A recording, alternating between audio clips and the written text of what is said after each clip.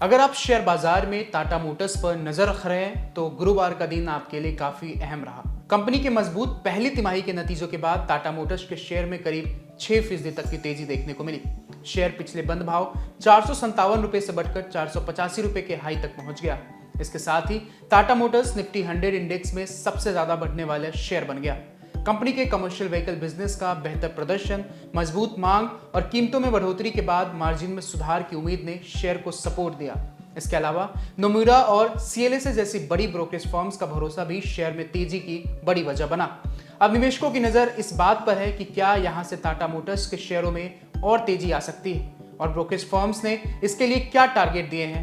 आइए विस्तार से जानते हैं। नमस्ते, मेरा नाम है प्रद्युम्न और आप देख रहे हैं जागरण बिजनेस। गुरुवार को टाटा मोटर्स का शेयर करीब 6% चढ़कर 485 रुपए तक पहुंच गया। मजबूत नतीजों के बाद ब्रोकरेज फर्म्स भी कंपनी के शेयर को लेकर पॉजिटिव है। नोमुरा ने टाटा मोटर्स को बाई की रेटिंग दी है और शेयर का टारगेट 554 रुपए रखा है। वहीं सीएलएसए ने आउट परफॉर्म की रेटिंग के साथ 596 रुपए का टारगेट दिया है। नोमुरा के मुताबिक पहली तिमाही में टाटा मोटर्स के कमर्शियल व्हीकल बिजनेस का एबिटा उम्मीद से बेहतर रहा। कंपनी के सभी प्रमुख सेगमेंट में अच्छा प्रदर्शन देखने को मिला।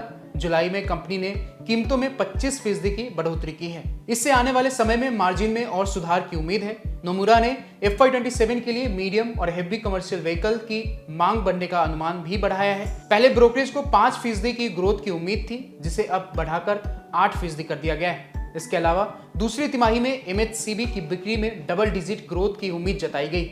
टाटा मोटर्स का इलेक्ट्रिक व्हीकल बिजनेस भी मजबूत बना हुआ है। स्मॉल कमर्शियल व्हीकल सेगमेंट में इलेक्ट्रिक व्हीकल्स की हिस्सेदारी 10% तक पहुंच गई। इसके अलावा इंडोनेशिया के लिए मिला एक्सपोर्ट ऑर्डर FY27-28 के दौरान पूरा किया जाना है। कंपनी के लिए एक और बड़ा ट्रिगर इवेको डील। रिपोर्ट के मुताबिक यह डील नवंबर 2026 की शुरुआत तक पूरी हो सकती है। अगर यह डील तय समय से पूरी होती है तो यह भी शेयर के लिए एक अहम संकेत हो सकता है। सीएलएसए के मुताबिक पहली तिमाही में टाटा मोटर्स का एबिटा मार्जिन 11.3% रहा। यह पिछले साल की तुलना में 76 बेसिस पॉइंट कम है, लेकिन फिर भी अनुमान से करीब 50 बेसिस पॉइंट्स बेहतर रहा। कमोडिटी की कीमतों में बढ़ोतरी का मार्जिन पर करीब 340 बेसिस पॉइंट का दबाव पड़ा। हालांकि कंपनी की कीमत बढ़ाने से रणनीति ने इस असर को करीब 140 बेसिस पॉइंट तक कम किया। सीएलएसए का मानना है कि जुलाई में की गई 25% की प्राइस हाइक और कॉस्ट कम करने की कोशिश से आने वाले समय में कंपनी पर लागत का दबाव कम हो सकता है। टाटा मोटर्स ने जून 2026 में खत्म हुई पहली तिमाही में मजबूत नतीजे पेश किए। कंपनी का प्रॉफिट सालाना आधार पर 83.3% बढ़कर 2,560 करोड़ रुपए हो गया। पिछले साल इसी तिमाही में कंपनी का प्रॉफिट 1,397 करोड़ रुपए था। कंपनी का रेवेन्यू भी 19.3% बढ़कर 20,667 करोड़ रुपए हो गया।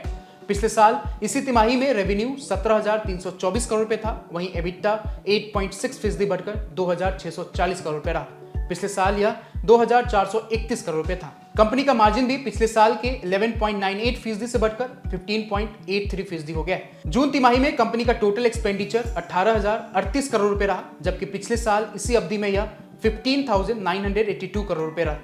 अब निवेशक की नजर इस बात पर होगी कि मजबूत मांग, 25% की प्राइस हाइक और कॉस्ट कम करने की कोशिश का असर आने वाली तिमाहियों में कितना दिखाई देता है। इसके साथ ही इवेको डील और कमर्शियल व्हीकल बिजनेस की ग्रोथ भी टाटा मोटर्स के शेयर के लिए काफी अहम रहने वाली है।